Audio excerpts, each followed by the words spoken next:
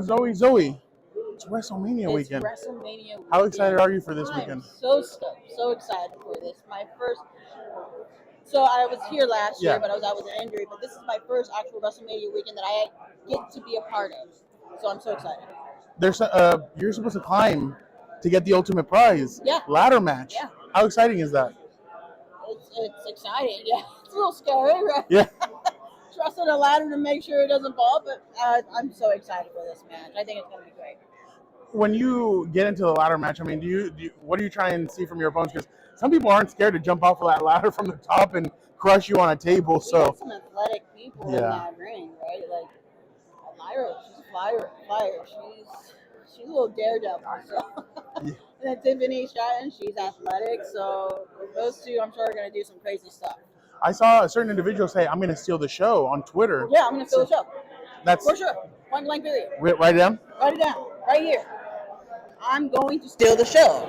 Shawn Michaels, he's retired. I'm the showstopper at this point. I mean, look at me. You got the swag. I've been getting compliments on my swag all day long, and I love it. It's awesome. I mean, I love the boots. What do you call them? Boots? Yeah. Yeah, boots. I love the boots. They're not like Doc Martens. They're like an off-brand, but we, when I say we, my husband and I, we found them online.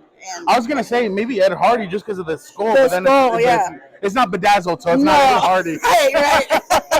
And the jacket is badass. Well, thank you. I really appreciate that because I'm not much of a fashion person. Okay. But this is just like what I feel comfortable in. You know, I'm not the type to wear dresses and things like that. So to wear a leather jacket and some boots and we're always ready to go, that's my style. Can you talk about coming back from your injury and how tough that was?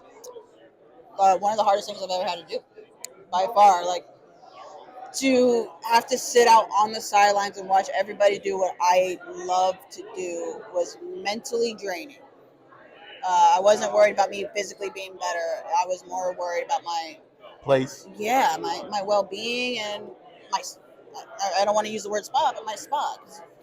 You know, I got to start at the bottom again, then I got to start climbing again, and I was doing pretty well. But also at the same time, I feel like the injury was one of the best things that's happened to me because now I'm on the sidelines, yes, but I'm sitting there and I'm watching and I'm studying and I'm figuring out what's missing and what do I need to change to make myself better?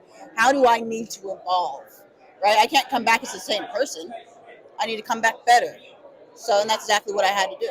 It's like life is coming full circle because you just said you had to climb back up. Yeah. You're going to have to climb this weekend. You go. Exactly. Climb back up, climb this weekend, the same arena where I felt, I loved wrestling my whole life, but this was the first show that I went to when I was about 8 years old and where I knew that I was meant to do this. So I get to perform in this same stadium. So, what do you remember about that WrestleMania? It wasn't during the WrestleMania week. Oh, okay. But what do I remember? You're putting me on the spot with that one. The show that I went to for it was a Raw show, and it was Shawn Michaels, Hulk Hogan, and John Cena teaming up. Oh, that's a great match. I remember that. Yeah. So that's awesome. The show I was at, and I loved it. Who was your inspiration growing up, wrestling-wise? I was a huge fan of John Cena, huge fan of Triple H. I study a lot of Triple H right now. I look at his mannerisms, his promo work, how he sells, just every little thing that he does, how he can be funny but serious, and he has a whole range. I think he's a great guy to study. You know, it's funny. I think John Cena is one of those guys that he'll smile, but when he gets on the mic, he's dangerous. He can let one off. He's dangerous. Did you see that show where he's like, I saw that The Rock had something written in there. On the Rivals. And I'm like, oh! And then Rivals like zooms into it. Oh, yeah. He and The Rock goes, you effing prick. I'm like, oh! That was intense. But it had you on the edge of your seat, right? Like, That's a moment that we'll all remember, and we're all waiting for the next thing to see what happened. What an amazing rivalry. I know. Right? Like, that's really the goal. I want a rivalry like that where we're all just sitting on the edge of our seats and we're waiting to see what happens next. The man Becky Lynch, Charlotte, Rhea, Bianca. Who do you want to go up against when you ultimately make it up there? All the girls that we just list. Do I need to name one? You want one? I feel like Rhea and I could have a killer match. Rhea's so good on the mic too. She's amazing. Yeah. Like, I need to work on my mic skills if I have to go up against her.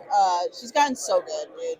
The way she's been evolving and what she's doing right now with Dom and the Judgment Day, like she's everywhere. in Like it. she's with the Judgment Day, then she's with Dom, and then she's dealing with her own match against Charlotte Flair.